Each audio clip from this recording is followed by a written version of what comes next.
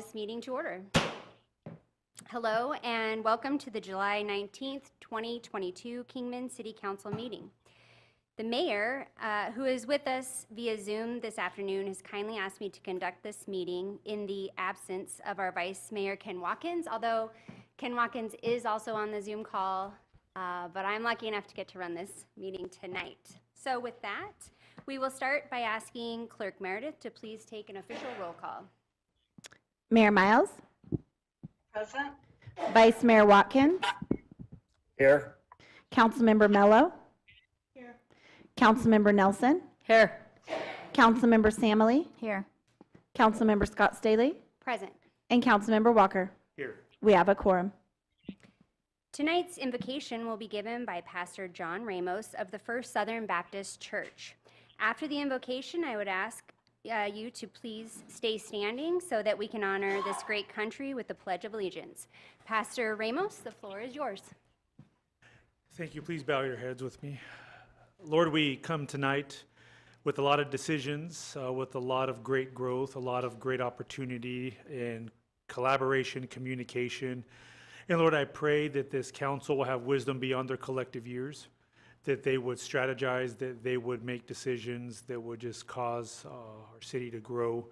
And Lord, I just ask for blessings and clarity and communication. And I ask this all in the name of Jesus, our Lord and Savior. Amen. Amen. I Pledge allegiance to the flag of the United States of America and to the republic for which it stands, one nation, under God, indivisible, with liberty and justice for all.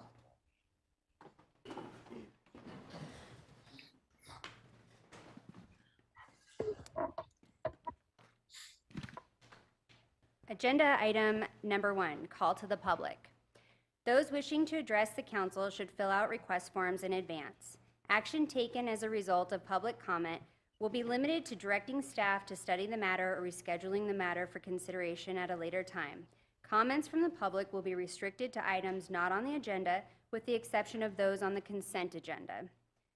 There will be no comments allowed that advertise for a particular person or group. Comments should be limited to no more than 3 minutes. Clerk Meredith, do we have any speakers signed up tonight for call to the public? Councilmember Staley, we did not receive any requests to join us via Zoom, nor were any written comments received ahead of time, and nobody with us in chambers this evening has requested to address the council. No takers, okay. Agenda item number 2, consent agenda. All matters listed here are considered to be routine by the City Council and will be enacted by one motion. There will be no separate discussion of these items. If discussion is desired, that item will be removed from the consent agenda and will be considered separately. Council, are there any items on tonight's consent agenda that you would like to pull for further discussion? I would like to pull item E. Item E? Anyone else? Okay, with that, I would accept a motion to approve the consent agenda minus item E. So moved. Second. All in favor? Aye. Aye. Aye. Item E. I would like staff to give us a presentation on it, and then I was going through the paperwork, and I found a couple, I think it's just boilerplate errors that might need to be corrected before it's awarded. Okay. Let me read this item for everybody. The City of Kingman Public Works Department advertised a request for proposal for the manufacture and installation of 6 electronic message boards at various locations within the limits of the City of Kingman. This is a branding and beautification project to be paid by the Capital Improvement Fund. The high-scoring contractor for this project was Precise Sign Company out of Phoenix, Arizona. Staff recommends approval. Jack. Okay, so I apologize, I don't have anything prepared as far as a presentation, but I can give you some background on the project. This was a branding and beautification project approved in the CIP process, or the branding and beautification funds are there. This was one of the projects that was identified to accomplish that. We had initially actually looked at potentially using a cooperative contract. There was some interest from local contractors, sign contractors specifically. So we went through the request for proposal process. And what you see here was the highest selected firm, which was based off of their submittal qualifications and their offer sheet, which is attached to the proposal as well. So with that, I try and answer any questions that you may have. And So the funds came from where? from the branding and beautification CIP, Okay, capital improvement projects. okay. And then my concerns on the documents provided was their offer page, I assume, is page 33 of 33 in our packet? Yeah, Okay, and it shows the sales tax, and it shows electrical work being done, but if you look at their proposal that they attached to it, because if you read the bottom, it says, attached is precise signs estimate sheet with additional details. So have we combined those into a contract for them? Because if we haven't, on their bid sheet that's actually on their letterhead, it says that exclusions, and in their exclusions is taxes, permits, bonds, private locating, all electrical work. So I think there's some boilerplate stuff that just got crossed that we might want to fix before we actually award this. yeah, so the electrical work, that actually isn't the electrical work related to the sign, that's actually an electrical service. So rather than having them do the application and pay, and then we reimburse them for getting the service connection, the service point installed by Unisource, we opted to do that ourselves. Wanted to save some money, and they have super long lead times right now for getting some of that work completed. So we've actually already ordered the meter pedestals so we can install those, and they'll be connecting directly to those. So that's actually, it is misleading. It looks like all electrical work, but if you look at the offer sheet, it does include the conductors and the conduit associated It was with just that. confusing because it contradicted each other, I felt, so. Yeah, As long it's, as you guys, staff is good with it, the way it's worded in the contract, I guess I'm okay with it. yeah, I'm okay with it. We can definitely put a clarification on that. Just noting that that's for the electrical service and not the electrical work related to the sign. Okay. If that makes it better. Okay, thank you. Counselor Staley? Yes, go ahead. I have a couple questions. So one is on locations. I know it's very vague as to where they're going to be. Do you have any idea of where they will be located We do. generally? We do. So that was actually, which I may not have showed up in the RFP packet that you guys have, but we did have some locations noted. There's a handful, and we worked with Mr. Foggin to select those sites. One is actually at the Centennial Pool location. There's one, they're high traffic locations, what we were after. Centennial Pool actually has one that they just ride on right now, so that one will be for parks. And then we have one at Hall and Stockton Hill. There's one at Airway around the railroad tracks. There was one on Wallapai Mountain Road. We have one on Stockton Hill toward the northern end of town, actually along Coronado. We have some right-of-way between like Home Depot and Safeway. And I'm sure there's a location I'm missing, but yeah, we do have a location map for those. Beal and Route 66. Beal and 66, thank you. So my other question is, part of the dedicated funding source that goes to this project, and this is just for transparency for the public, for these types of projects, for the beautification and things that come out of tourism, is the 2% bed tax. Am I correct in that? I had to look at Tina, but yes. I was going to call Tina, but I didn't know. Very So I just wanted to make that clarification that those funds are coming from tourists that are coming into our area and staying and enjoying our amenities and purchasing and our food, staying in our hotels, things of that nature. And that's actually a great thing to highlight because it will be used for community outreach as well. So when there's events coming and things happening, these message boards will be able to see if I can say message that out to our public and people coming through as well. So it's a concerted effort with what Josh and Colleen do for reaching out to the public. Okay, perfect. And that was going to be my last question was, what will the purpose, what kind of messaging will be going out? Community events? Yeah, it'll be, I mean, it can be used for a lot of things. Community events will be a big one. Like the parks one, they do a lot of community sports programs and park and rec programs in general. And so it'll allow them to advertise that. The message boards can be used all with the same message or used individually, so it'll be able to put out, pretty much any message that we want to at that point or need to. Perfect. I think it's a great program. I think it's going to inform our citizens of what's going on where they might not know where to go on the website. They might might not see publication of it. So, and it looks like all the locations picked, highly trafficked areas where people can get information just in another way so the city can disseminate what's going on. Yes. So, thank you. Any other questions? Yeah. I turned myself off, sorry. So, thank you, Chair. You asked all of the questions. My only other one would be, this was in the budget. This was not this year, but last year, or which budget has this been in? We've already had this conversation. We've already gone through this. This is second or third. Initially, it was correct? approved in last Okay. fiscal year's budget. Very good, okay. And then, because of the time of getting everything done, it ended up carrying into this fiscal year. So as it's well, already there, which it's that already been CIP was voted for. on, we've already passed it, we should already be doing this. Thank you. That was more of, again, the citizens need to know that we've already done this, we've already had this conversation, so, thank you. Just win. Jack, there isn't anybody local that could take on this job?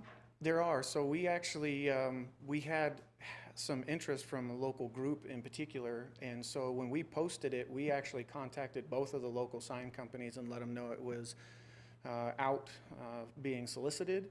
And then as well, both of them participated in our pre-app meeting, which we have about midway through the posting. There's a minimum time we have to do to meet state statute even.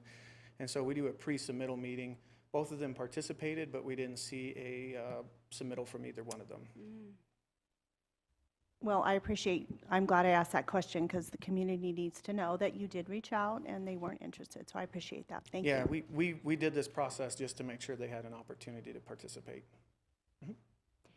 Any other members of council have comments?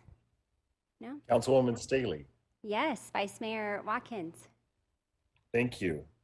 Jack, I appreciate all the information on this. I noticed all these signs are all double-faced except for the one on Wallapai Mountain Road at the bridge. Can you give us a little more information about that? And I would imagine it's going to be on the south side. I mean, it'll be southbound side going up Wallapai Mountain Road? That is correct. And we tried to look at the proximity to other signs and also the visibility, if you'd be able to read both sides of the sign. And some of those we opted to go single-sided because of the visibility. Okay. Good, thank you. Anyone else? Councilmember Staley, I just wanted to acknowledge that City Manager Foggin has joined the meeting. Welcome, City Manager.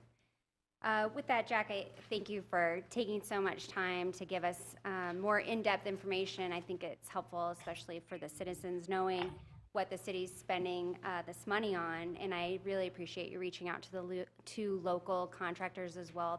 That means an awful lot.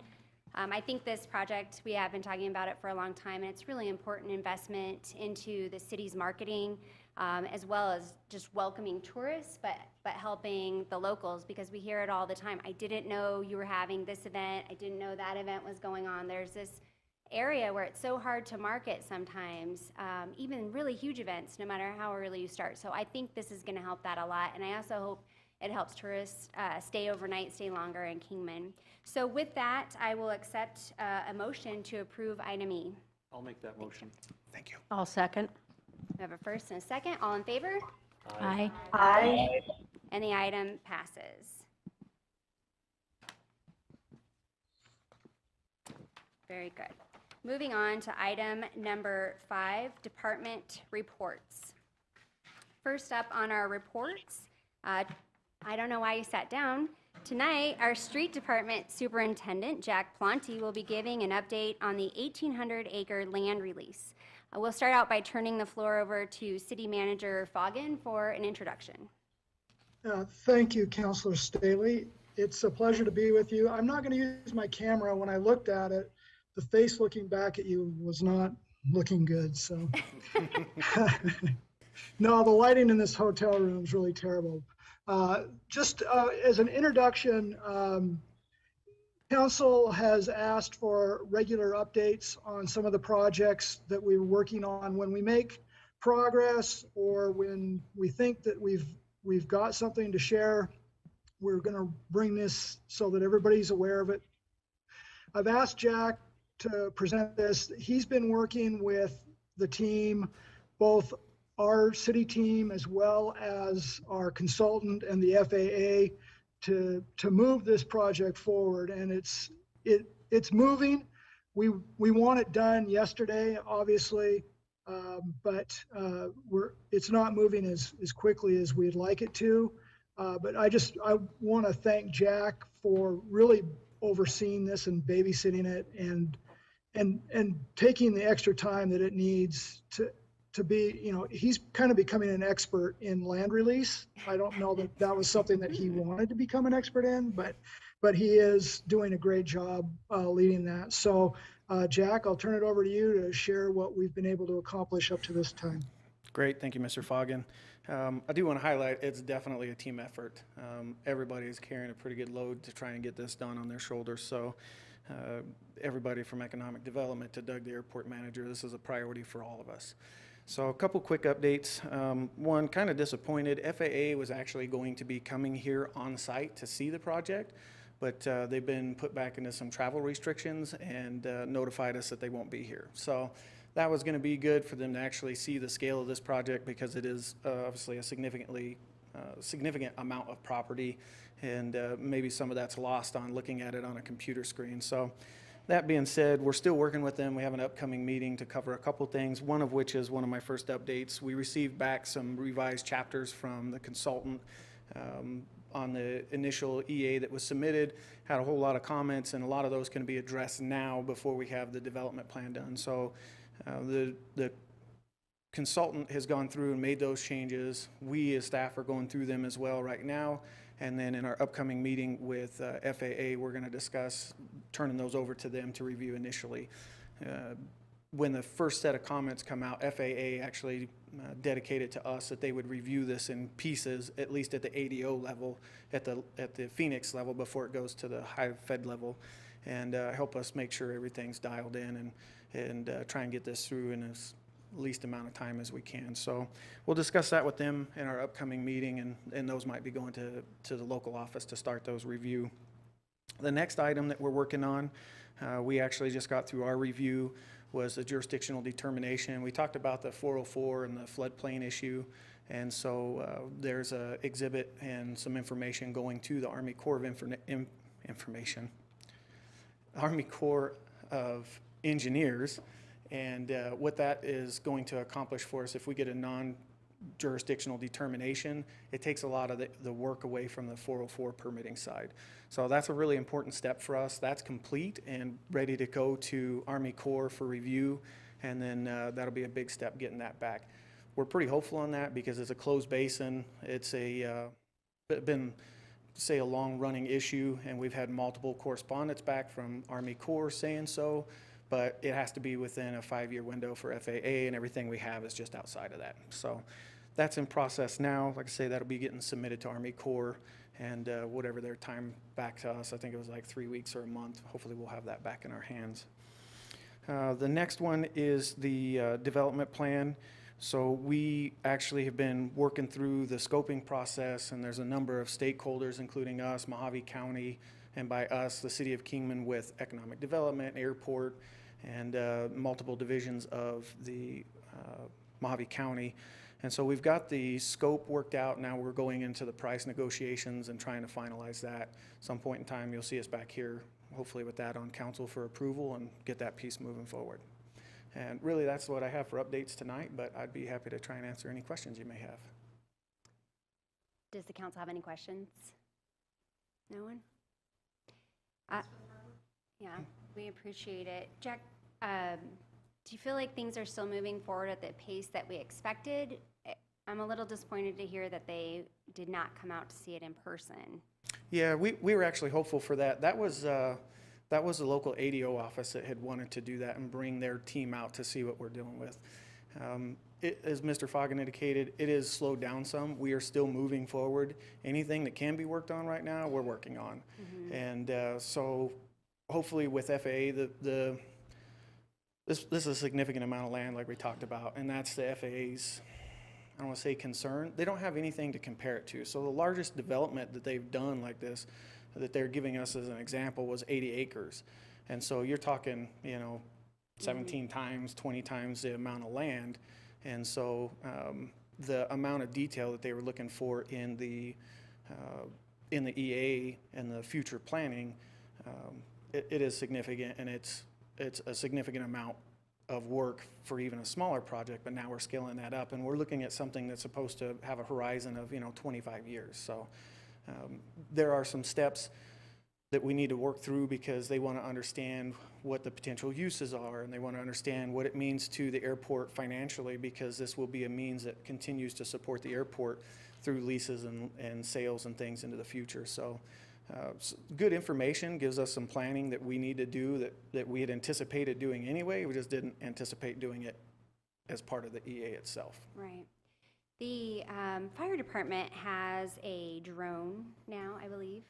I wonder if there's a way to take some aerial footage of the property to send to that local group so that they could at least get their eyes on it, since they can't travel here. It would be a way, sometimes that drone footage is really helpful. I've seen it used in all different kinds of applications, but if you think that would move things forward, maybe the drone would help bridge that gap. Yeah, we actually have a decent amount of aerial footage, both from our GIS system and Google Earth, which we use as a tool. I'm trying to point at something, we can share it on the screen. So they see it, but it's definitely different seeing it on a computer screen versus standing in the middle of 1,800 acres. So hopefully those will ease. They'll have some way to get here, and we can keep working through that. But we're hopeful that they'll be able to come see us. I hope so too.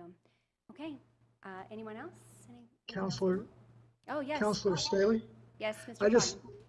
I would just like to add that one of the things that we are considering, and we've asked our district manager, FAA district manager, is if, in order to speed this up, if we looked at doing this in some kind of 400, 500 acre phase, if we could get the land released faster because of their lack of understanding, or because of the fact that they want the entire 1,800 acres programmed. Is it going to be something, if we did it in a 500 acre release every other year or every year, can we get to work on being able to sell and lease property sooner? And so we are exploring ways that may speed this process up. And as Jack said, we were looking forward to talking with Mike Williams, who you've all met in the past, about does the smaller bites get us to the finish line faster? And so as we continue to work on the whole 1,800 acres, there may be a way for us to get property opened faster. So that is something that we are exploring right now, just so that we have property that is available. So were we given an answer on whether or not smaller chunks would help move this forward? The thought was that it will. It will. But we've not had anything official on that yet. Okay, because the city we're running out of land, and we do want Yes, to keep ma'am. Bennett busy. We don't want him, to run out of land to sell. He's doing such a good job with it, so. Yep, agreed. We appreciate the report. Oh, I'm sorry, Mayor? Counselor Staley. Yeah, this is just a question for Manager Foggin. Does the opening up of this land in any way impact the other projects associated in the area, like the interchange development and connector roads? No, it actually doesn't. We've been treating those as completely separate projects. And we did that on purpose. We didn't want this 1,800 acre project to slow down the Rancho approval. So they are being treated completely separate. Good, thank you. Yep. Okay. With that, I think that's it. Thank you for the update, Jack. Great, thank you for having me this evening. Have a good night. It was a pleasure. Next on the agenda, we have Tom Dorn from the Dorn Policy Group with a legislative update. Mr. Foggin? Yes, before we let Mr. Dorn speak, I just want to thank Tom and his team, really Tom and Cole, for all the work that they did this year. This was a tough legislative year, a lot of fighting in the legislature. I'm sure Tom will share some of that. And I also need to recognize Colleen Haynes and all the work that she did with Tom and Cole. We had some legislation that was going to be pretty detrimental to the city, and they really went above and beyond. And the other piece, and I know Tom will talk to this, and I'm not trying to steal your thunder, Tom, but the water efforts that both Tom and Cole and Colleen worked on, super important to the city. And I want to thank them for their efforts this year. We weren't successful in getting any legislation, but we didn't have anything detrimental as far as water. So I think we still have hope for good water legislation moving forward. But with that, I introduce our lobbyist for the state legislature, Tom Dorn. Mr. Dorn, it's your opportunity to present what you guys did for us. Well, thank you, Mr. Foggin. Look forward to seeing you at ACMA tomorrow night. So I'll be down in Tucson. Hello, everybody. I'm really sorry that I'm not there. I was planning to be there, and I was ready to drive up. And Colleen said that not many people might be at the council hearing. So I even got my shoes shined for the event. So I was looking forward to it. But hopefully I'll see all of you at the LEAD conference. And I believe, Annie, you were putting the PowerPoint up for presentation? Okay. All right. Well, thank you very much, everybody, for having myself there to, well, at least on Zoom, to talk to you about the 2022 legislative session. I don't know if Cole is on, but Cole is home with COVID, so I was not looking forward to driving up with him anyway. But he's doing better. But we'll just do this over Zoom, and that's fine. And please interrupt me if you have any questions. So just moving on. So Annie, as you know, this is our team, and we're very busy down at the state capitol the entire legislative session every single day, and following legislation on behalf of Kingman. So you can move on. Just to remind everybody of the composition of the legislature, as you know, it was very close this year, and I know some of this is an overview, but I just want to present some of this background to give you a context of what we were dealing with. As Manager Foggin said, it was a very contentious legislative session, and you can only imagine because of these numbers. The Republicans had a slight majority, 31-29 and 16-14 in the chambers. And needless to say, that made every single Republican the most powerful person in the state. And for Kingman this year, we're fortunate that we had these very tight margins, because otherwise we would have been dealing with some water legislation that would have been very harmful, as well as some other legislation that might have moved through. But with the redistricting, as you all know, the redistricting tended, in 2010, it leaned a little bit to the left, like 50.001% Democrat. And this independent redistricting commission leaned a tiny bit to the right. So what we have are some legislative districts that are a little bit more favorable now to Republicans, and which has the Democrats pretty upset, because they were looking forward to possibly having better districts and taking control of the House for the first time since the 60s, and the Senate for the first time in at least 15 years or so. So what some people, and we'll know more on after August 2nd, but most people that have counted who looks like they might win, looks like the Republicans might add at least 3 or 4, maybe 4 seats at a minimum. And in the Senate, possibly pick up 2 or even 3. So it depends really on who's voting and who the large middle of the independents, where they swing. And as you know, in these elections, I know it's not a presidential year, but we do have a governor and senator. So we fully expect a big turnout. So it'll be interesting to see. But chances are, whoever wins the gubernatorial race, we're likely to have a Republican House and Senate with a little more cushion, possibly. So next, please. Just quickly, a session snapshot of everything. We had a massive amount of bills. I think we're going to be dealing with this from now on. I mean, usually you need to know, we have bills that are usually, you never get over like a 1,500 bill, so or 2,500 in the House or the Senate. We're dealing with bills that start with 2, 8, and 18. We were wondering what it's going to happen when they go over these traditional number limits. Anyway, almost 2,000 bills. The governor signed many. He vetoed several at the end. He only had 1 veto going in.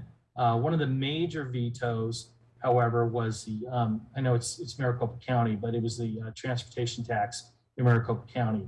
And there was kind of a swipe there on another one at the city of Phoenix with regard to the convention center. And that was, well, and the governor actually in his veto letter, took a swipe at the city for having mask mandates that might have impacted not just that, but other closure of the cities and businesses that would impact conventions. So that was a contentious issue too. Next, please. Just real quick to see the budget. As you know, in Arizona, we used to have these, and I talked to you about this last year, but we used to have dips, huge dips. And it wasn't until like 2011 when they started to align revenues with a 3-year window. And so we now know what's out there. They're very good at keeping expenditures below the actual revenues. And so this line, they used to look more like a up and down and called for mid-year budget cuts. We now have a pretty consistent. You'll see where the revenues really increase there. And this is due to, if you look at it from 21 north, 21 into 22 and 23, this is when they started, we passed that Wayfair versus South Dakota, that federal court decision to allow us to collect revenues on online sales. That's when that really kicked in. And so when we hit COVID, we had those revenues still coming in as people were shopping from home.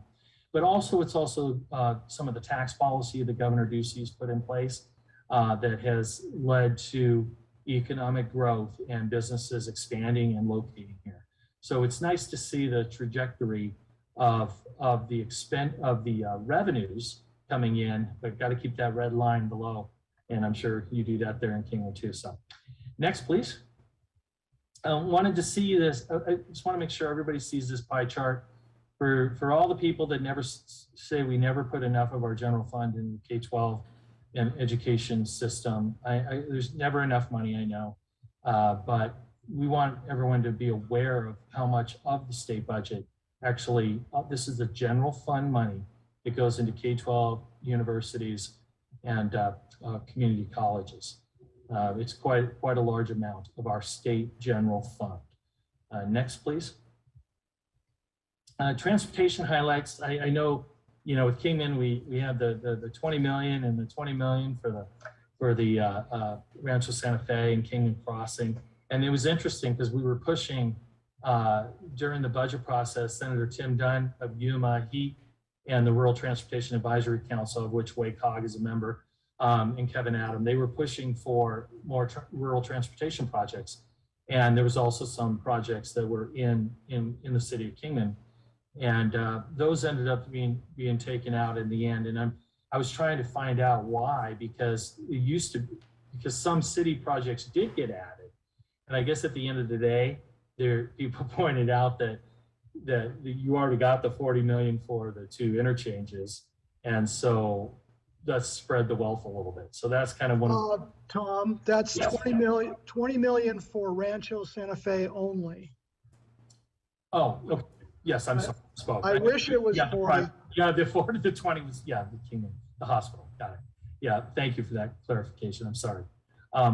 But that was inquiring as to why those local projects were not included at the very end. That was a settlement.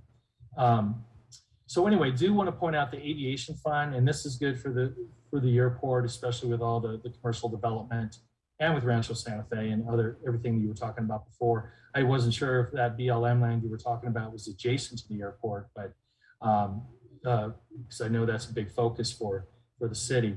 But anyway, the Aviation Fund was fully funded, and which is nice because remember the years it was always swept. And also the State Highway Fund was generously funded without a sweep of for the Department of Public Safety.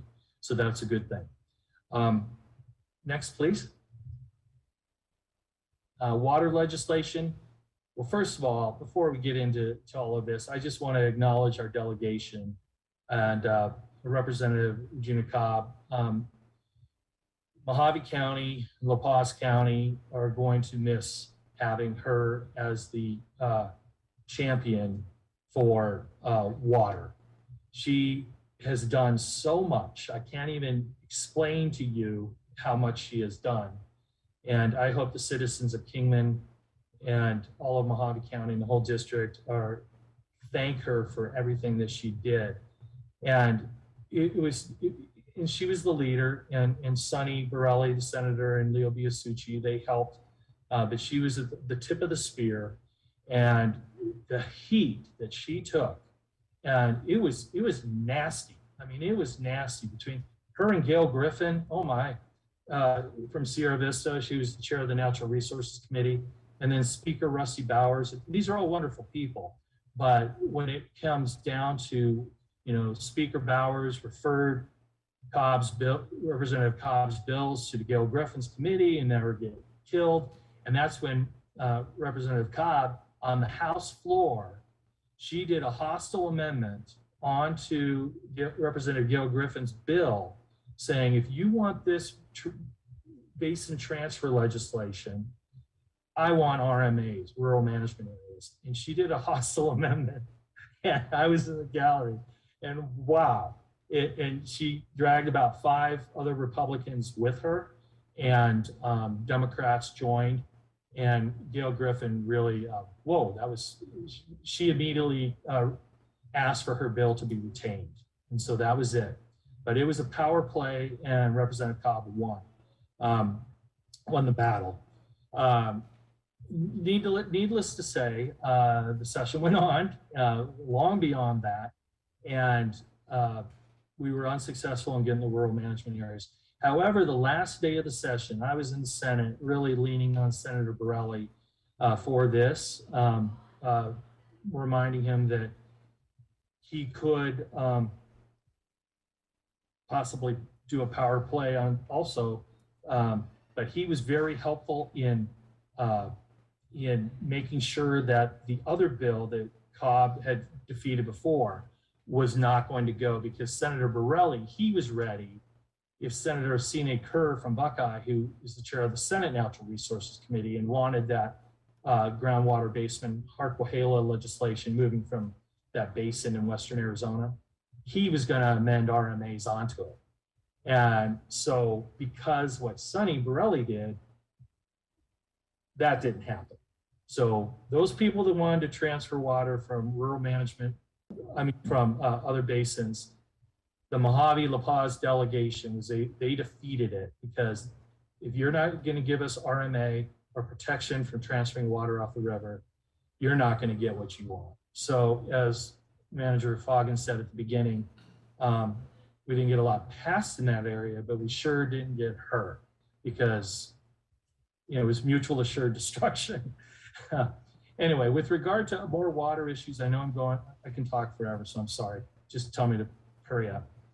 With regard to the ultimate legislation that everybody feels great about is WIFA, the Water Infrastructure Financing Authority. And the whole focus here is they had all this money that the governor wanted to create an Arizona Water Authority, but there just could not be an agreement as to whom was going to be on this authority, this high council that was going to make all these policy decisions on water. Is it going to be the home builders and rural interests, tribes, conservationists? Who's going to be on it?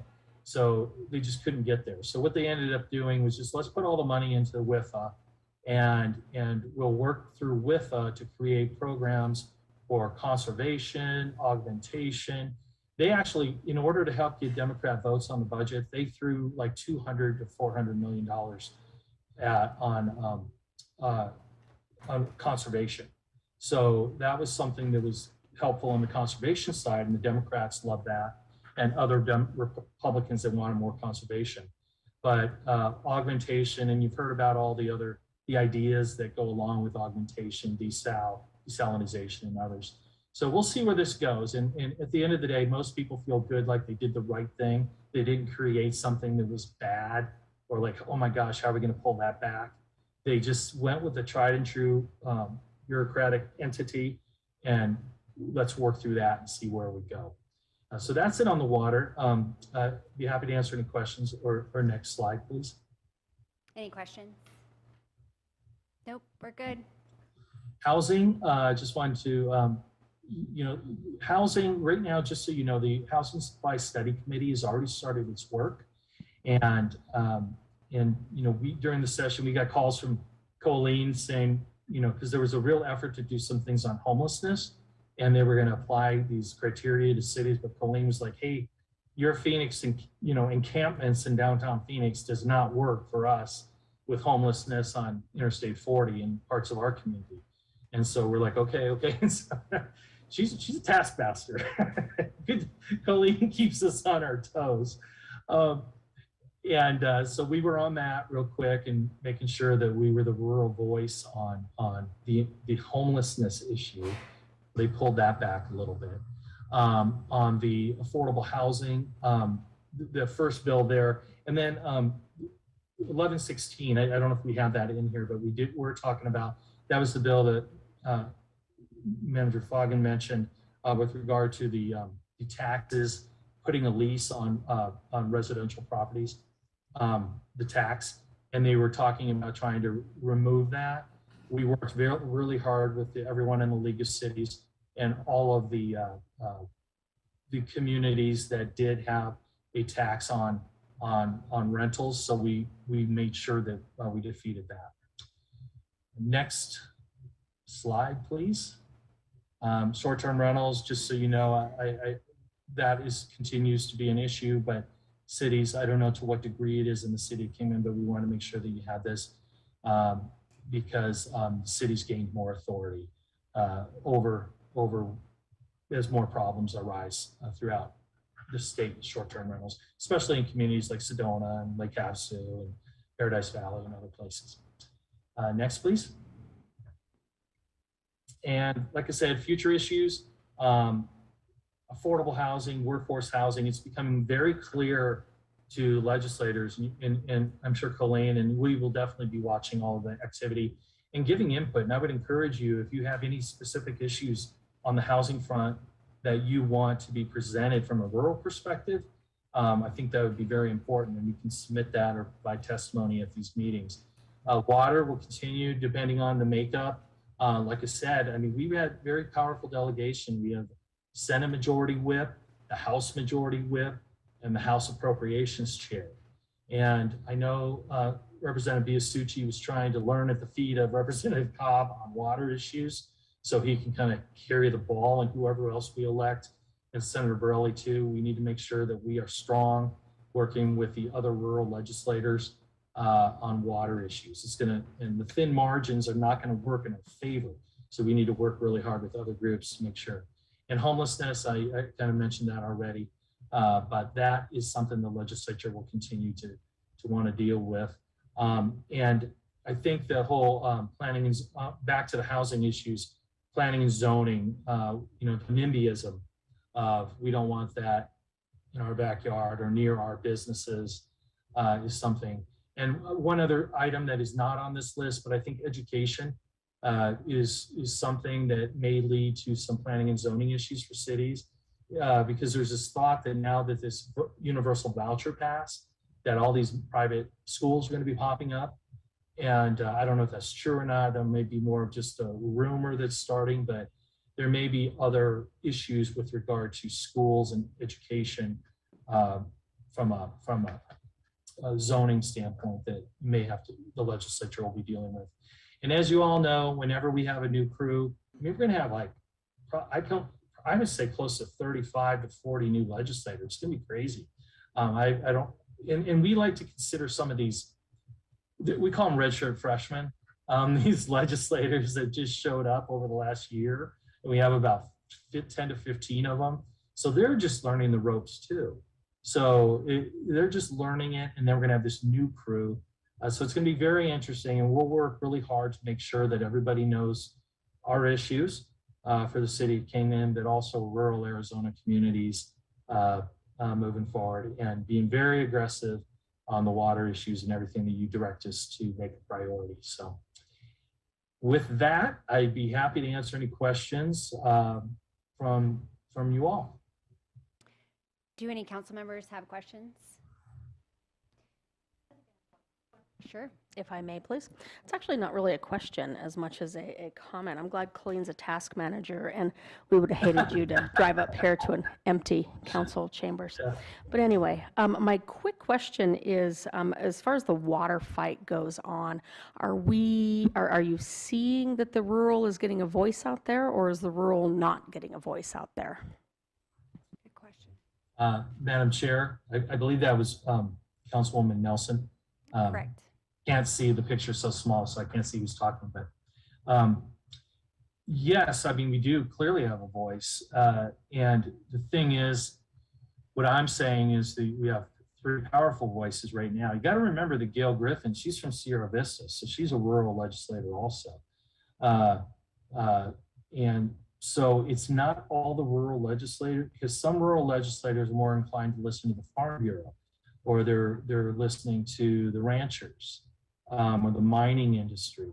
And so if they're cutting their own deals, and so if the mining industry and the Farm Bureau and cattle grazers industry are telling certain rural legislators, we're taken care of here. We don't want RMAs, because we don't want to have anyone it's a double-edged sword. You know, we want RMAs in Mojave County to manage the water. And because we have these new people that have showed up and start farming the desert, and that's a threat to your economic development and your growth and pumping. Where in other parts of the state, they have been pumping and they don't want someone to come in and regulate. And so it's not all rural. Not all rurals are equal when it comes to their desire for water management.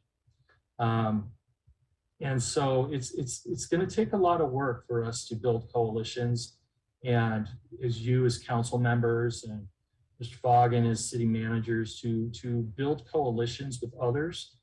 You know, they're coming after us now. They may come after you next year, because we are missing that. You know, hopefully Borelli and Biasucci will move up in leadership, but we're really strong right now. And it's almost like we're closing a military base in an area that we should keep it open, to use an analogy. Okay. Anybody else? Counselor Staley. Yes, Mayor. Tom, are you aware of the AMA efforts, the grassroots efforts going on in Sierra Vista because of I think the frustration that something must be done, or Wilcox? I think there are the public has decided to go for an AMA and have gotten the petition signed with sufficient signatures. And also, you know, I've been part of several groups on water, but we really have been advocating for the INA for our Wallapai Basin, so that can stop the expansion of agriculture, because that, given that we did fight the good fight on RMA, but the INA Yes. is a really critical part of the solution. So, and I understand that we're going to have hearings on that later in the year. So just wondering what you've heard about these efforts. Yeah. Madam Chair and Mayor, no, you're correct. I use RMA interchangeably. I probably should have been more specific on that. So I duly noted. I apologize for that. Yes. Yeah, because RMA, it's almost become a bad word in the halls of the Capitol because it's been tried so hard. But yeah, we do that a lot with tax increment financing at the Capitol. We redefine it and pretend it's not tax increment financing. But yes, I'm not aware of that the Wilcox. So it's interesting to know that. Yeah, because that's one area where, you know, you got rural. It's interesting because in rural communities, you have real estate developers and all of that is being done down in Benson, Wilcox area. You're right. I mean, there's a lot of land and a lot of developers want to build many houses in that area. And so, but you also have people the growers in the Wilcox area. And I've always talked about the San Pedro. I mean, there's a tourism industry there that because if you're impacting the San Pedro basin. So yeah, I can see where that is happening. I've read some of those articles and I'm a little bit aware of it, but you're right. I mean, it kind of goes to my point that you're saying, what I was saying, and I think we're agreeing here, Mayor, not all rurals are equal and in different perspectives on this. And well, the solutions might be a little different in each area, but at some point, and this is a discussion that we've had as part of previous, the study committee and others, which is at some point, if actions aren't implemented, the public itself will take a stand and can take a stand. There's a mechanism to do that. So it's better to get ahead of that curve and get some solutions in place. And for us, and I know it'll be important for there to be a great public support for an INA when the ADWR does come out asking for that kind of information, or do you support it? Because there will be pushback, as you know. But I think if we generate great public support, that's going to be critical for our region and for our city. And so I think that will be forthcoming. As you say, this is going to be a long-term dialogue in the legislation, but there are other mechanisms at play right now and in several rural regions, because doing nothing is just seen as not okay, because the water is critical. So thank you for your ongoing work with us and support of our objectives. Madam Chair, Mayor Miles, and thank you for your leadership, you know, because all the letters that you've written and you've rallied all the other mayors along the river communities and other rural areas. And I know you've been traveling on this too. So, well, thank you. You know, you too have been a champion of all of this, representing Mojave County and Western Arizona. It's just, I cannot overstate the importance of being aggressively engaged for the city of Kingman. We must be. And working with your partners with Mojave County and the Tri-City. They're coming after us. They are aggressive, and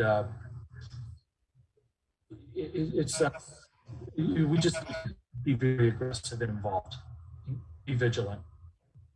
That is true, because you can't just wait for legislative sessions either. Yeah, we've got to maintain the dialogue and are maintaining some of the groups that are meeting and discussing this. It's probably the most important issue we have right now, is to secure our water. And Madam Chair, Mayor, if I may say, being here in Phoenix and working, I'm sitting here in downtown Phoenix, and the people around here, they care about rural Arizona, but at the end of the day, if certain business entities want something to get through, they're determined to get there, and they will. And that's why the water issues, and it was so vicious, and the knives and arrows in Senator Borelli and Representative Cotton Biasucci are believable for the hits they take, and with people that they work with daily and are their friends, because at the end of the day, they go with who brought them to the dance, and that's their business community. Thank you. So that is a great reminder that we all need to be vigilant because water is the most important issue and aggressively involved, you said. So Mr. Dorn, thank you for the update. We do appreciate you advocating for Kingman's interests at the state legislature, and I think I'm speaking for everyone when I say that we would love to see you in person next time. Well, thank you very much, and hopefully I'll see all of you at the League conference. And just want to mention that Mr. Foggin and Ms. Haynes are very good in keeping us on our toes and working hard for your interests. So thanks to both of them. They're great to work with. Thank you. Have a nice night. All right, bye-bye. Our third report this evening is the Economic Development Annual Update presented by Gary Kellogg. Mr. Foggin, if you would like to start. Yes, thank you, Councilor Staley. I just, before Gary starts, I just want to thank him and his team for the incredible job that they're doing. We have an amazing team, and in tonight's report, I think you'll see really how impressive they really have been. And I want to just compliment Gary on his report. If you've had a chance to look at it, just phenomenal. And Bennett and Sylvia are doing just great work for Gary. And Josh on the tourism side is rebuilding our tourism economy so much faster than we thought we were going to recover. So with that, Gary, I'll turn it over to you to show everybody what you've been working on, you and your team. Thank you, Manager Foggin, Mayor, Vice Mayor, members of the Council. It's my pleasure again to bring you the 21 report on economic development. And then I'll be following it up with another report that I think is near and dear that we had ASU, we worked with the county on, that really kind of shows you what does this visitor and that traffic on I-40 mean to Kingman. So I will do both of them.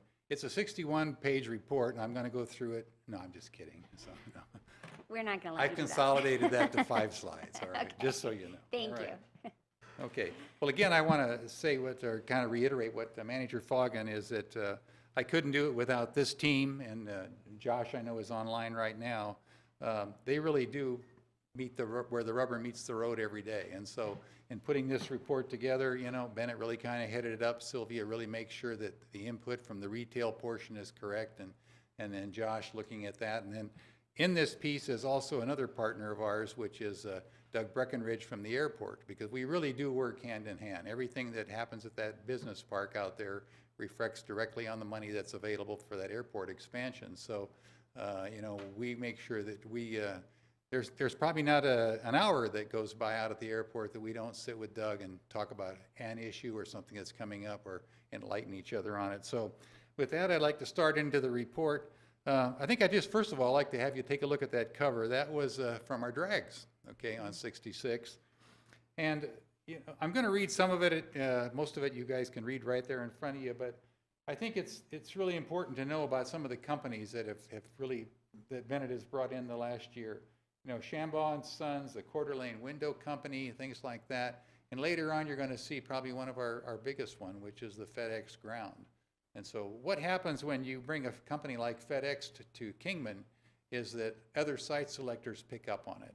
Wow, why did they pick Kingman? What do they know that we don't know? Well, it's usually it has to do with geography, the proximity to California. You know, my God, they got rail. Oh my God, they have a nice airport, and they have those major highways intersecting. So that's really important.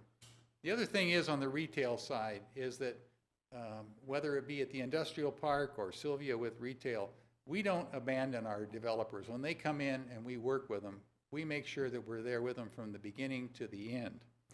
And so as you look through this report, just so from people can see, some of the things that we wanted to do with this is we use this certainly as a report to bring you up to speed, but this becomes a marketing tool for us. Nothing breeds success like success. And so when we can show this, you know, and this all goes live on our website and everything, and the city's website, that site selectors go, oh my God, look at that, look at their permits. And so as you look at that second page, all right, let me see, make sure I'm doing this. Ta-da. Okay.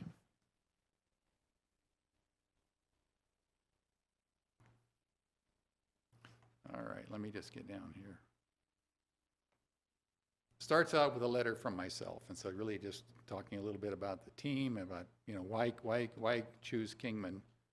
And then we get into the construction permits and things like that. So if you really want to make a note, one of the things is in 2020, 760 permits, you know, come 2021, you know, 2,500. And in 22, we're already on our way with, you know, just the first few months with 1,300 and some odd permits. Wow. So again, what that says to a site selector is, wow, something's going on there. So that's important to us there. Okay, come on. The next one is really, when I say a case study in retail, we started working, when I first joined the city and I was working in planning and zoning, Sylvia had already begun to lay some groundwork with a company called Harbor Freight. And we really worked with these folks, and Sylvia can tell you, we tried everything. We just couldn't get the match. And then we just kept hanging in there with them. We said, look, you guys, come to Kingman. If you do a garage out in Butler, you're gonna make it, because people need those tools and would like that. And so finally, along comes Ben Lapine, and he decides to go ahead and he purchases the old Kmart facility. And almost from the get-go, he and Sylvia joined at the hip. And it was wonderful, because with her planning experience, that really helped us a lot. So whenever they started doing the development, okay, so and then it was out, how do we find somebody to fill it? So we helped them go after Cal Ranch, you know, we had the Harbor Freight people to sit down, Ashley Furniture, the Human Bean, you know, and then, so we helped them with that. The one thing I really want to share there is that every time they ran into a challenge, and there were a lot of them out there, is Sylvia would gather our team up, whether that's somebody from planning and zoning or engineering, and she'd shovel us out there to the site. And we'd say, okay, how do we resolve this? One of the big things became signing. Cal Ranch had specific needs for signing, and they really wanted that exposure on the highway. How do we make that fit within the planning regs and stuff? So I'm happy to say that all that came out. And then ultimately, you know, Ben Lapine was honored by the chamber in their awards, you know, because look what he did. He took that shopping center, which was a mess, right, and run down and everything, and he really turned it into something. So, you know, God bless him. And now the nice part about Ben is he's thinking about doing some more things. And so, you know, here we go. So the next one that I'd like to talk just briefly about is another lesson in case study on the industrial side. Out at the airport, for those of you who have been around a while, there was a place called the Honor Farm, okay? And this had been used for law enforcement. It had really become 3+ acres of rundown stuff. The buildings were deplorable. There was a lot of graffiti. There was all kinds of stuff. Bennett said, I've got a client, and he said, but I'm going to need to clean it up. And so we started the process. And by cleaning it up, getting rid of all those old buildings, next thing you know, Frito-Lay said, boy, that's it. This is where we want to be. And Frito-Lay and the pictures that you see coming up, you know, there's their facility underway. And it's just, I think it's, if it's not, is it just about completed now, Bennett? I think they're just about done. So Great. That took a piece of property that was really basically junk and turned it into something really, really good.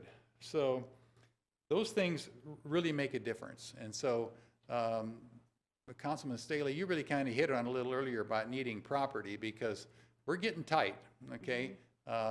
If we have to assemble 100 acres, it's getting a little tight to do that. So, but right now, I think Bennett has either 4 or 5 in the mix, and these are our smaller ones. The other thing that we benefited from lately is our relationship with the Patriot Rail, and that's the company that handles the rail within the business park out there. They have brought us some stuff, and so we're doing this offloading type of stuff, and so it's actually pretty cool. So there were some needs coming up in the area of diesel fuels and stuff like that, so these transfer station things are becoming a big deal. Again, we had a piece of property that was kind of so-so, turned out perfect for them, and so here we go. Now there's some money coming in the door. So the next thing in the slides is talking a little bit about, and again, this is for site selectors looking at us, new job creations in the different industries in town, and then really the notable large public projects. Why do they like this?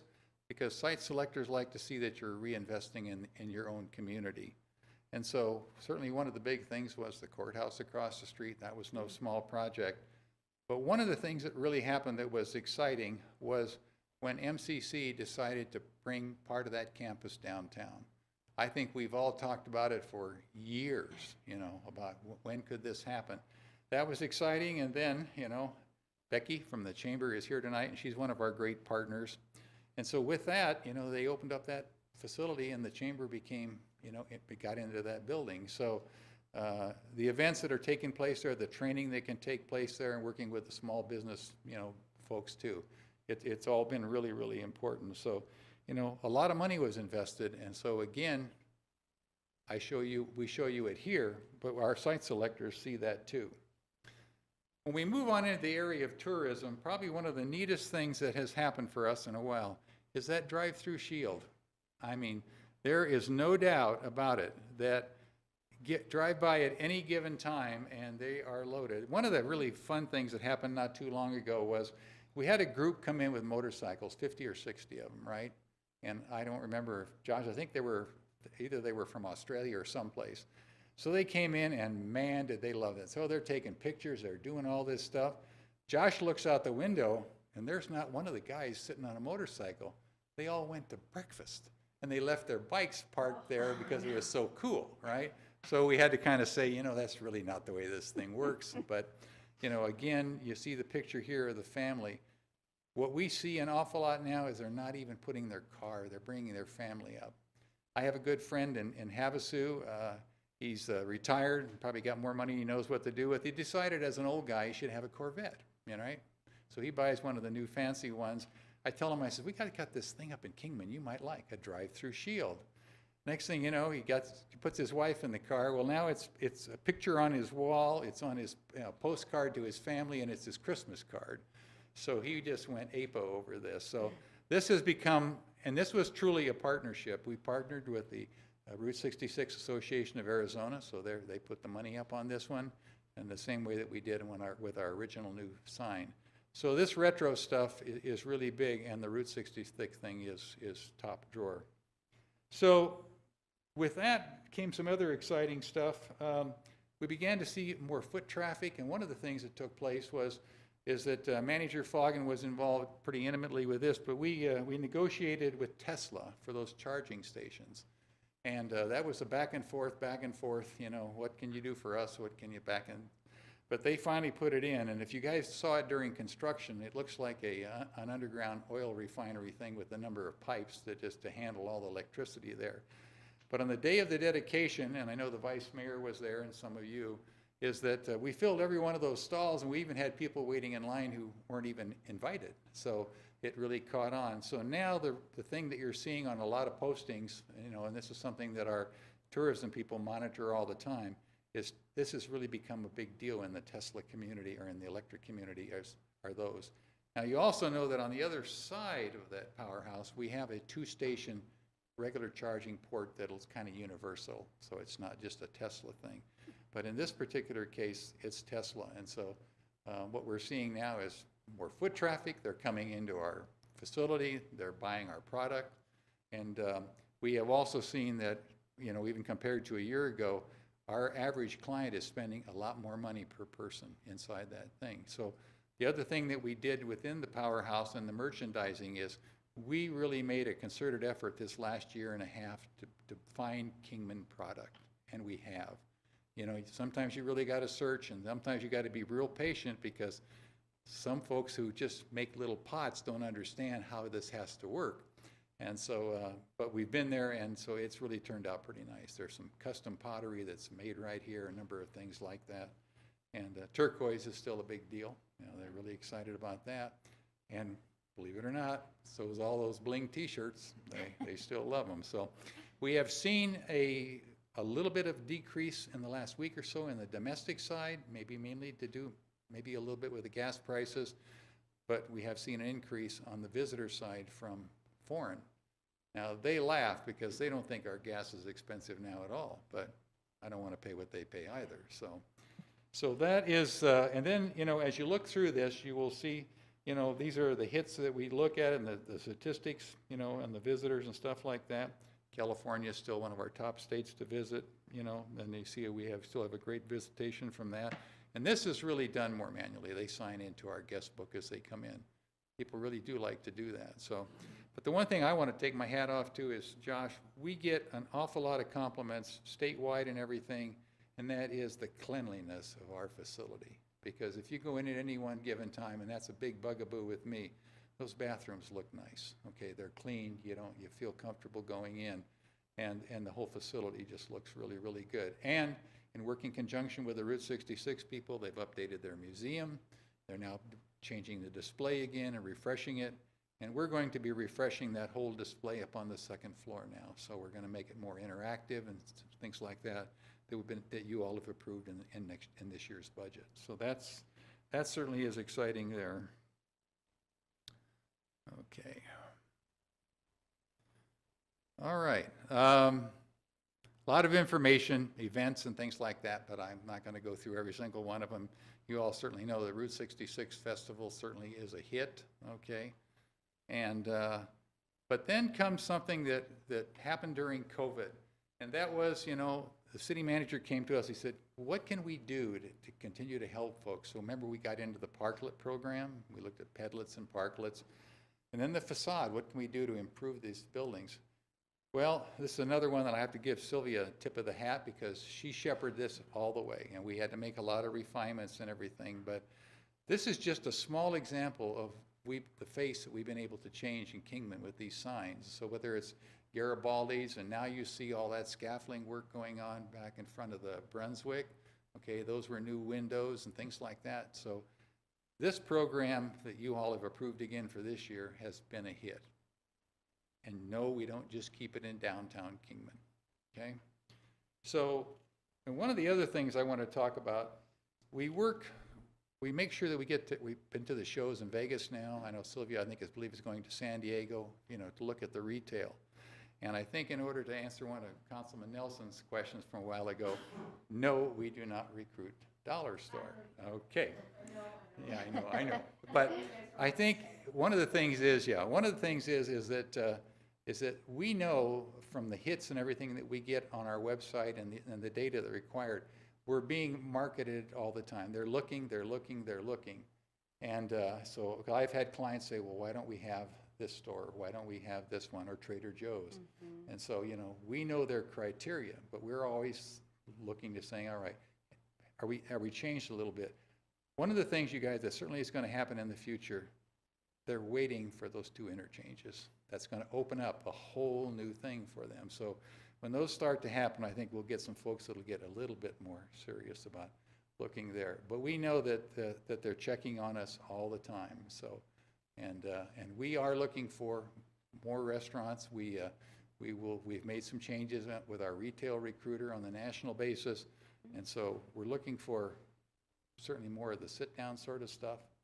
But when I get through into the second report, I think you'll begin to see what happened when you really get into these studies and why those things, and who would have ever thought that cell phones would be giving us all this information. I know the Big Brother thing's a little scary, but that's kind of the way it goes there. So, but again, also, I want to talk about the airport just for a bit. Doug's been busy out there, and so we continually look at recruiting industry and businesses that are airport related. Okay, as you know, we have some good ones. Just yesterday, we have some of the most interesting things that land. There's a helicopter that landed yesterday that puts out these fires, that carries that bucket below it. It's unbelievable to see some of these things and say, my God, it really flies, but what they cost and stuff. Or the jet that comes in, that's some guy has said, I've got a Meg, and they fly it in, that sort of thing. I've also seen some airplanes that I don't think I'd get in, but this one was made in, one of them was 1930, and it looked like sheet metal, and the guy's sitting in a seat that was just straps, I said, good for you. So it's not one I'm going to go up in. So again, all the data that's involved in this, the demographics, these are things that our site selectors look at. So we're able to certainly present this to you, but in turn, it becomes the tool. And it's the same tool that Sylvia put together when we did the retail prospectus. So these are the things that we carry to the shows with us. These are the things that are online with us. And if somebody really out there wants that hard copy, we have that for them too. So if there's any questions, I'd be happy to answer them. I know there's a lot of information, but you each have in front of you at least a copy of this, a hard copy, and you have it. It's all electronic too, by the way. Everything shows up on the website. Now, I had one more thing before I stop there. We also are currently involved in updating the website. It's 3 years. It's time to refresh. We've had 2 or 3 meetings with our website design person coordinating with IT. And this one is even more exciting because we're going to add some stuff that's really going to be beneficial to the clients out there, the people, the customers that we serve at the industrial park too. So with that, Chairman. Thank you. I think we do have a few questions. First, I'd just like to tell you, I think this report is fantastic. You guys did such a great job, and I love flipping through and recognizing the people in the pictures, that it's all local, and this is really, it's really Kingman. I mean, this is our David Waite. Well, I was going to say, I think David needs to purchase a classic car to drive through just so we can get that picture. All these boys move out. Yeah. We have had some beauties through there. We've had one of the pickups that was actually, what was it? I think Joshua said it was on some of our original stuff. Wow. Some of those yeah, classics. I always But see I'm sorry, people go there. ahead there. I always see people at the Shield. But thank you for this. Thanks for everyone's hard work. It's really, really comprehensive and just, it's good for locals and, for the work that you do. So the first question we have comes from Councilwoman Mello. It's actually just a comment. I too want to say thank you, Gary, Doug, Bennett, Sylvia. You're a rock star. You really are. We're so fortunate to have all of you on the team. Only one disappointment, and I like this cover, but I would have liked to seen me racing Madrifoggin when I smoked him. Oh. That would have made a great cover. All right. Maybe next year, Gary. Bennett? Actually, that was on there, and I had him change it. Oh. Oh, man. No, just Sore kidding. loser right there. It's not gonna go I was away. going to chastise Bennett, darn it. I missed my opportunity. Thank you, Gary, for all your hard work. Thank you. Councilwoman Samley. I had a question on the Placer, is that how you say it? The Placer ID? The Oh, that's what's Placer coming up. ID? Yeah. Yeah. Oh, Well, I'll be wait explaining then. that. This is the next slide coming up right now. I'll wait then. So- Thank you. Any other questions or comments before Gary moves forward with the second? I do, please. yeah, sure. Thank you. I have a quick question in reference to the kiosk that's out there in front of, or next to the sign. Do we do anything with that? Is there anything in there? I've driven by a couple times, there's not much in there, and I just wondered, and maybe you've done something recently and I just haven't noticed, so I just wanted to double I'm check. sorry, which, There's a 4-piece kiosk that sits out there? Isn't there? Or am I just, as a figured? there's one that Main Under Street the has. cover with Yeah. There's Yeah, one yeah. that Main Street maintains that. Okay, so. The so one downtown? we don't have anything to No, that's to not I ours. do think with you're that? thinking about the one that's by the Brunswick. That's the Main Street kiosk. But I know which one you're talking about, and it's right by, there's a little covered area you can sit under with benches. It's in the Powerhouse parking lot, correct? Yes. I just wondered why we haven't done anything. I'm just curious about that. I didn't know. Oh, I'm guessing I'm opening up a can. Okay. No, I have On to say, that I note. better, well, I think I better check that because I'm kind of going, Unless No. Josh can come on. I- Yeah, I can speak to that. Good. Gary, they're go. talking about the Ramada, and Oh. what we're looking at doing with that is creating a train viewing platform and putting our train history into that space. Okay, I Oh, appreciate that. I'm sorry, the Ramada, not the. I apologize. Oh, no, I was thinking kiosk, I like the gotcha. sign thing. and I'm I going, got you. was No, like, I didn't really know the Ramada. Yeah, Josh had come to this. We have fancy names Yeah. now. We're in Kingman. Josh had come with this idea because what happened is we had those, the train folks come to us and we were looking at putting that camera up there that does the 24-hour thing, you know, the blog thing, so it can look at the railroad. Very cool. It wouldn't work at the powerhouse because it was causing a problem with IT and it gave folks something, that I guess they were worried about security. So that camera got moved down to the depot. And the first time it went online, honest to God, Councilman, 134 people were there I believe it. watching that train. I believe it in a heartbeat. So Yeah. now what we really thought was, Josh said, you know, we've had such a hard time keeping stuff, the right thing in there. How about we turn that into a train watching platform Very like cool. they do in Okay. Winslow? Excellent. Yes, Well, that now we're answers okay. the perfect question. All right, even better. Okay. That ended up even better than I expected. Okay. My addition to that is simply, I love you guys. You are amazing, and I bow to you on everything you guys do. My concern is simply that if we keep opening dollar stores, we're not going to have anybody want to open anything here at the intersections, or I mean in the interchanges, because we're giving off a false image. So while that is not what you guys are trying to do, my concern is just a broader, bigger picture over here. And I was never trying to slight or insult or hurt anybody in the Economic Development No, I Department. understand. You Oh, guys are no, amazing. we understood So what you meant. I just wanted you to know and wanted to state my point there that Well, I'll tell you, and Sylvia can correct me if I'm wrong, those particular issues never come up when we're meeting with the They folks don't, down and you in guys probably San don't see Diego or that, any yeah. place else or in Las Oh, Vegas. I see what you're saying. I'm It sorry. is the viability of this community and that highway. So and you're going to see that in this next report. So, okay, thank you. Okay, Move on? moving on. All right.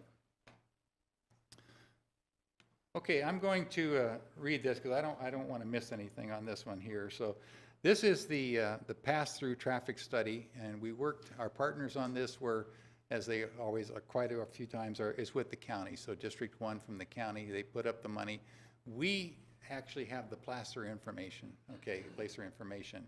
Josh uses it, so we split that cost with Josh and our economic development because it's how that whole thing works with the cell phones. And what you're going to see as I kind of walk through this here, just how important this really is and who is really paying a lot of sales tax, you know, and this triggers it immediately. So I-40 is a major east-west interstate highway running through Barstow, as you know, to Wilmington, North Carolina. It runs through Albuquerque, et cetera. So, you know, we are blessed that highway also certainly comes this way. The Kingman Economic Development Department felt that I-40 could be a key to showing retail and restaurant marketing potential above and beyond residents in the incorporated boundaries of the city. We partnered with Mojave District 1 office and commissioned a study to take a look at the passes by Kingman, or what passes by Kingman if there is a substantial positive effect on business that locates in Kingman versus other communities in Arizona, so that we had a benchmark or a comparison. Arizona State Research, we worked with the ASU and their School of Business, and so they performed the study in conjunction with the information obtained through Placer. And like I said, we control that information. So this was a partnership where we melded that data and then they could massage it. So, okay.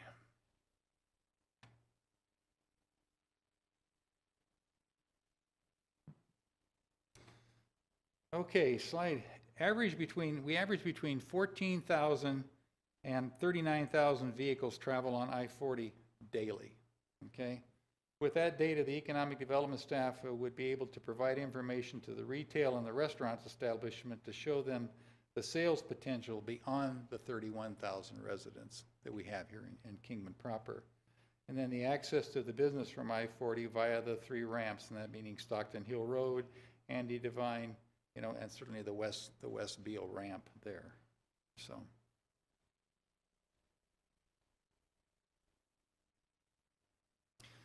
one of the really interesting things in the study is just what people see. And so when we looked at it, one of the things that came out was that looking at Walmart, and here's this thing.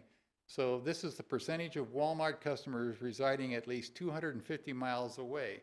And so when the cell phone identifies it, it could say, okay, then Councilman Staley just is visiting us from Chicago driving through. Bing, you know, that put her outside of that 250 right away. And so the amazing part was when you sit there and look at this graph, you can see what this store does as a result of those visits from coming off the highway. And that's the biggest thing here. So that is really, when you look at compared it to Yuma and everything else, so coming off that interstate, they find that Walmart. And why? Because they're comfortable with Walmart, national name. This is where I'm going to go pick something up on the rest of the trip, whether I'm going to the canyon or whatever that might be. And so that's really what this does for us. So then Cracker Barrel. Now, if this is a study on the In-N-Out Burger, this is really a study in something truly unique. This Cracker Barrel is the #1 in the nation. Yes, they find, so you think about it, they find us off that highway, they head up Stockton Hill Road, negotiate all that traffic, and this is the kind of numbers that they show. It is, and the same thing, although it's much closer, is In-N-Out Burger. These are the top stores, but Cracker Barrel was #1 all the way, okay? So, let's see what else I got. I guess already, you know, I've kind of taken that 61-page report and summarized it down. But the biggest thing I wanted to really emphasize with this whole thing is they come off that interstate, okay, they patronize our restaurants, they patronize our stores, you know, and so what's really helpful to us then is that it's not just you and me carrying the burden of the sales tax, it's this visitor. And so maybe for a lot of years, maybe we have all underestimated the power of that highway and that visitor. And so, you know, this 61 pages is online, and I think you were sent a complete copy of that. Right. The detail is tremendous. They broke it down in so many different ways. And so one of the things, the way Josh uses it, he evaluates it and says, all right, you know, is there an area that we need to point, say some of our marketing efforts, even with the stuff we do in conjunction with the state of Arizona, at a particular part of the country? Is that a hot ticket today? Is it the Midwest, or are they coming from Montana? You know, we always see that it's California, and that just seems to be a strong point for us continually. So that provides us there. The other thing is, for Sylvia, it shows them when she goes to the show, they say, well, you know, but you're 31,000 people. She said, no, we're a lot more than that. Bingo, I want you to take a look at these this placer report. I want you to take a look at this from ASU and how it was done.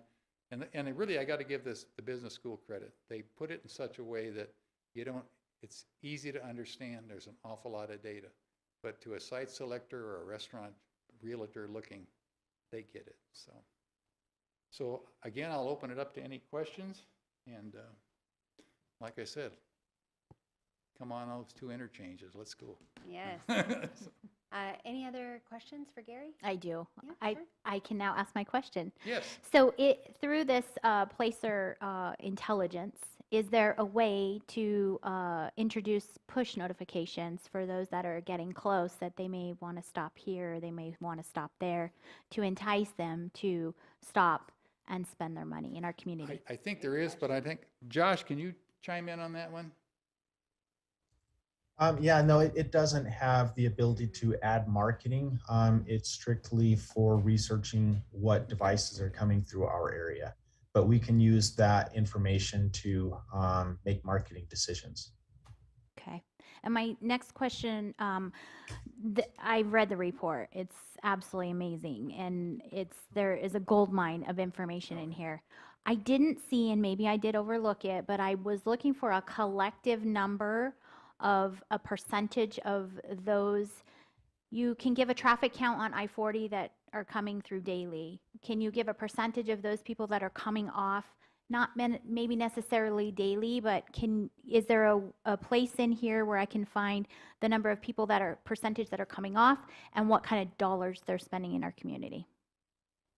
I'll have to put that to the team, so Josh or Bennett, no? I will just hop in there, Gary. don't- They did not look at dollars spent. Yeah. That was not part of the report, so you did not miss that. That they were really focusing on, and they clearly didn't focus on all of the businesses where the travelers are spending their money. They were, because we have a large number of choices, they would have been doing this study to this day if they were trying to figure out where all that money was spent. So you will not see a dollar figure in there. And having been through the report a couple of times, I do not remember seeing a percentage of if there were 40,000 cars in one day, what the percentage is of those 40,000 that got off. I might have missed that too, but I don't believe that was provided. Yeah, I think it really related to, did it ping at Walmart or did it ping at In-N-Out Burger, Yeah, I'm So- just, I'm super curious of those cars that are traveling through. I mean, it's one thing to have that traffic, but it's another thing to be able to prove that they're coming collectively, not necessarily business specific, that's really great, but collectively they're pulling off of the highway and spending money in our community. So I was just curious. Thank you for clarifying, Manager Foggin. Yeah, and that's a great question that we certainly can call up ASU and ask if there was some data that wasn't included in the report. So, I mean, it's an excellent question.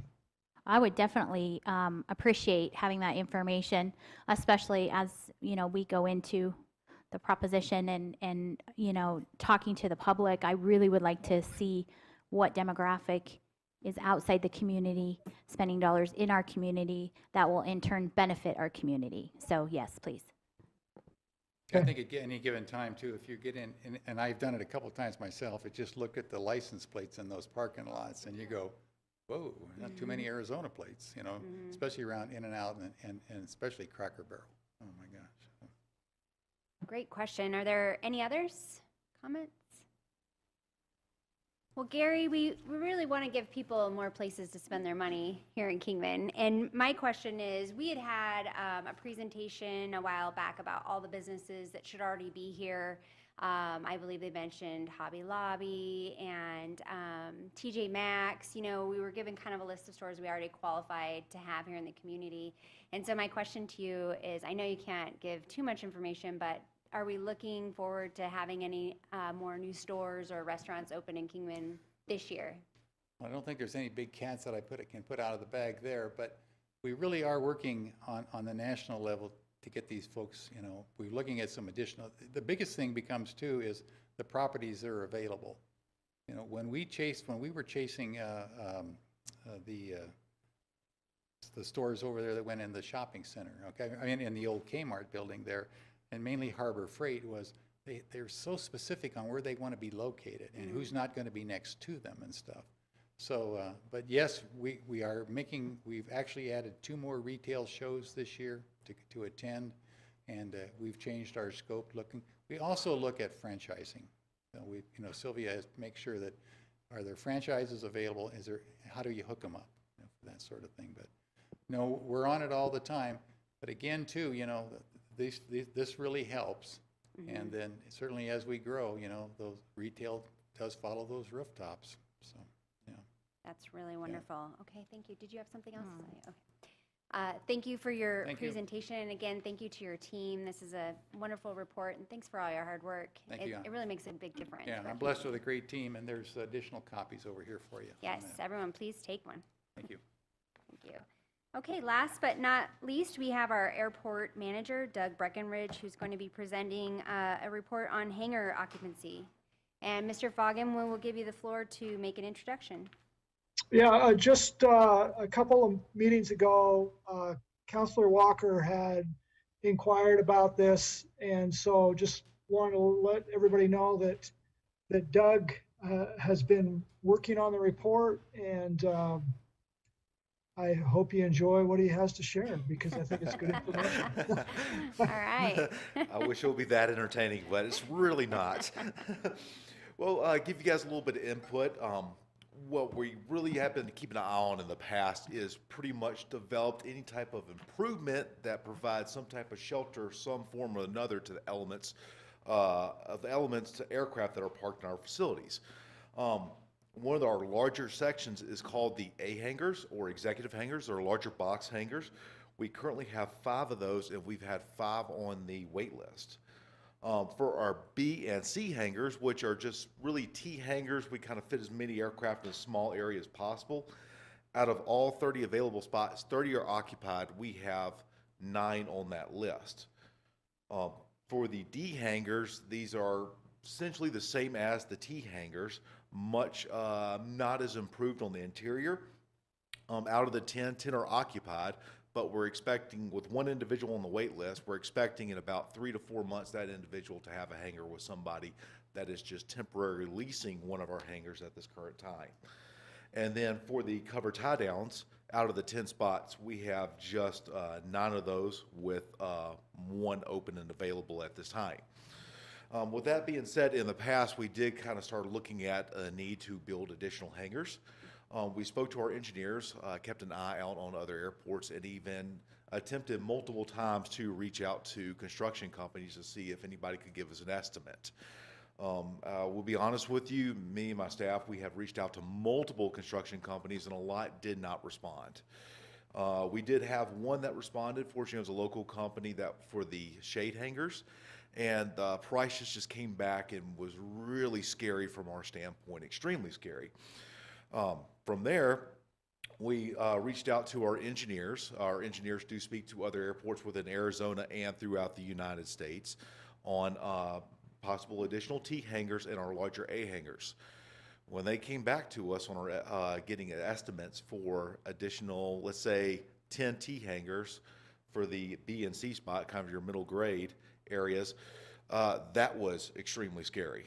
And also, along with that, with the same with our executive hangars. So we kind of sat back and we looked at it. We're like, okay, let's go ahead and see what other options we have for building hangars in our locations. Well, we've had individuals that came in and we discussed with them that are waiting on hangars, and we said, you know what, are you possibly interested in constructing your own hangars? So we took them to the locations, let them assess the site. We went through with them on the ground leasing process. We even discussed with them with the other federal requirements that kind of go in hand before you construct a hangar. And we even pitched the idea of saying, hey, not only you could build your own hangar, but if you want to, you could build additional hangars off the side and lease that out to other individuals to slowly turn a profit over time. And also, as I said, with explaining to them, is it's not going to be a short-term lease. If they improve the ground, we want them not only to recuperate their costs, but also get additional cash in there. So after speaking to those individuals, we did not hear back from them for a while. We followed up with them, and they had the exact same saying that we came across was, the price is too scary right now. We want construction costs to come down. We are still pursuing that, not only with new tenants that are looking at our airport, but we are also reaching out to our other tenants that are currently at our airport. And the exact same thing comes across is after we assist them with obtaining estimates, they turn around and they say it's just too expensive at this time. In the future, we will be, once the prices come down, we will be very much eyeing building construction hangars. It's just too good for our tenants, giving them a nice spot to park their aircraft free of the sun, wind, and every now and then at the airport lately has been a lot of rain. And then also, not only provides that benefit to them, but also it generates revenue for the airport, and it provides us additional cash for funding not only the maintaining of the hangars, but also our standard operating budget, and in the future goes into our capital project match with federal and state funds. But we just want those prices just to step back a little bit so we could actually get our ROI, return on investments, a lot quicker. Does anybody have any questions? Councilman Walker, did you? I'm good. You're good? Okay. I think That's it. Thank you for your report. I don't think you're alone. We're seeing that all over right now when it comes to construction. Other airports are experiencing it. I'm speaking to them. The last individual I spoke to that's really building a hangar is all the way in Kentucky. And he said they're eating a lot of their own budget to get that constructed. So That's it's too just, bad. it's Well, scary right now. Thank you Hopefully very they come down soon. Thank you. Agenda item number 6, announcements by mayor, council members, and city manager. I'd like to start with Mayor Miles. Do you have any announcements this evening? Thank you, Councilor Staley. I do not.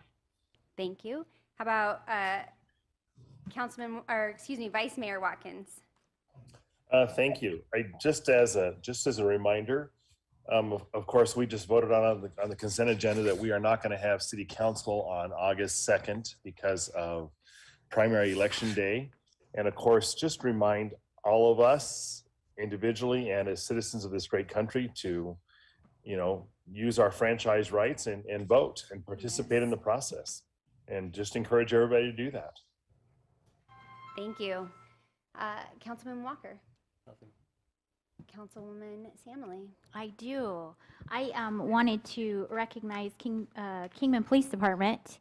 I went on a ride-along with Lieutenant Brian Zach on Friday, July 8th, and I got the full experience. So I'll just let you think what that means. But I just wanted to thank everybody that was on shift that night. I did ride from 4 until midnight so I could get the full experience. And they were very hospitable. Everyone answered all my questions, and I could see myself doing it again in another year. But I just wanted to recognize Kingman Police Department. They are really out to serve and protect, and they really do keep that in the forefront when they are out on patrol. They are looking for things. They're trying to be proactive, which I did appreciate when they're not on a call, and they really are looking out for the safety of our citizens. So I do want to recognize all those on shift July 8th, and especially Lieutenant Brian Zach, who I come to find out works during the week. And so he came in just especially to chauffeur me around and take me on some calls. So I appreciate that very much. So thank you. And I will be looking for the fire department next. Thank you. That's really great. I recommend everybody do a ride-along. I know I had the same experience. It was very eye-opening, but it's good to see it firsthand. Councilwoman Mello. I just want to remind everybody that it's the Veterans Drug Court graduation tomorrow at 1 o'clock. Isn't that right, Manager Foggin, at 1 o'clock tomorrow? That is correct. Or is it 1:30? And it's really a great experience if you haven't gone yet. So that's it. Thank you. Councilwoman Nelson. I have nothing this evening. Thank you. Yes. Manager Foggin, did you have any announcements? I do have some announcements, actually. I want to remind everybody, let you know that there's a Tri-City Council meeting August 10th. That will be in Bullhead, currently scheduled to start at 10 a.m. And so it's always a good opportunity to hear what's happening regionally with the Tri-Cities.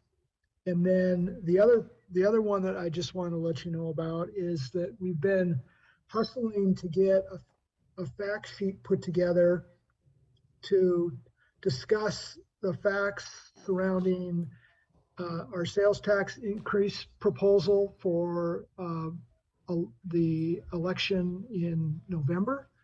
And as part of that, we've also got a page on our website that people can go to to get information on facts about the proposed sales tax. That is on our website, and it can be found, let's see, I have the address. It's cityofkingman.gov, and it's then under government/415.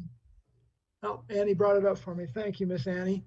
And we will continue to add frequently asked questions, We're also in the process, besides the one sheet fact page that we have, we're in the process of developing an 8-page booklet that has infographics and some of the charts that both Tina and Jack have presented. Also, Jack's presentation that was provided to the council at our last meeting, as well as Tina's, is available on the website to look at as well. So just want to put a pitch out there for that and let everybody know that if people are seeking information about what we're doing with the proposed money and the effect that that will have on purchases, we have that. So, and those are my two announcements. Thank you. I just had two quick things. One is that the Beale Street Theater is presenting a dinner theater called The Great Denver Railroad Scam. And the event takes place next weekend, July 29th and 30th, as well as the 5th and the 6th. And tickets can be purchased on their website. It looks like a really fun dinner event. And then also, last Wednesday, I attended the Mojave Republican Forum.